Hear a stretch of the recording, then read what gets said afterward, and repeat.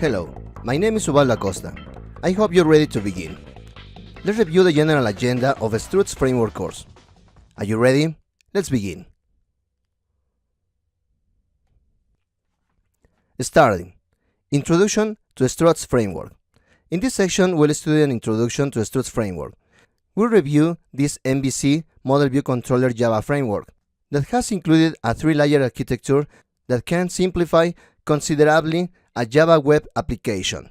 We'll also carry out the installation of the tools we are going to use throughout the course, and we'll create the first Hello World project with Struts framework.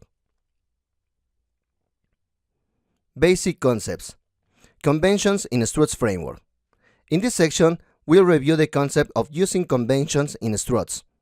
Many of the configurations used in Struts has been simplified, and we're going to use as many conventions as we can in order to simplify the configuration when using a Spring framework. Actions. Actions in Struts framework. The actions in Struts are the most important part, as every web request ends in a component called action. We'll see what an action is, how to configure it, and many more topics related to this important concept in Struts framework. Messages. Messages resource bundle in Struts. In this section, we'll study the concept of messages. The messages are the labels that are used in a web applications, and we'll see that these labels can be included in different languages, not just the default language, but any language that we want our application to be translated.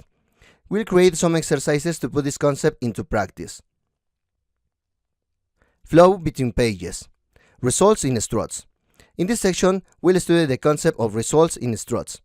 A result is used to decide where to go when an action ends, so you can go to a web page, another action, send an Excel, PDF, audio, video, or any other kind of document, or any other result that is supported by Struts framework. We'll create several exercises to put this concept into practice. Annotations. Annotations in Struts. Many of the previous configurations using Struts were made using HTML files, but with annotations, we can simplify and reduce XML configurations to zero. So in this chapter, we'll see many of the annotations that we can use when working with Struts framework. Data validation and conversion. Data validation and conversion in Struts.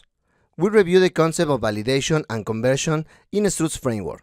We'll see how easy it is to implement these concepts, because Struts already has included many conventions and validations automatically, and implementing these concepts is a matter of extending a class or implementing an interface in our action classes. We'll create an exercise to put this concept into practice. Integrating all. Creation of a real-world web application. We'll create an application called a Student Management System, which will integrate everything seen in the course, from basic topics to more advanced topics of Struts framework. This application will have a three-layer architecture and will perfectly define the role of each technology in this practical application, which will serve as the basis for your own Java web applications using Struts and other technologies like Spring or Hibernate framework, or even AGVs and JPA Java EE technologies. Broadly speaking, this is the general agenda of the Struts framework course. These are just some of the many more topics we will learn throughout this course. So if you're ready, let's begin.